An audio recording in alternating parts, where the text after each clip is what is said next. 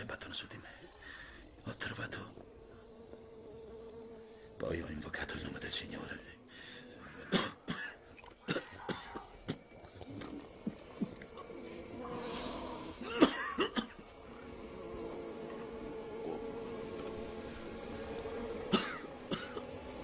Libera la mia anima dalla morte. Oh.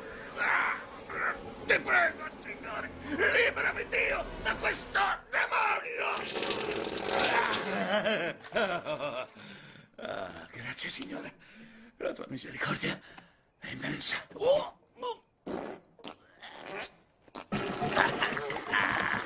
Il ciglio è indigesto. Grazie, Signore.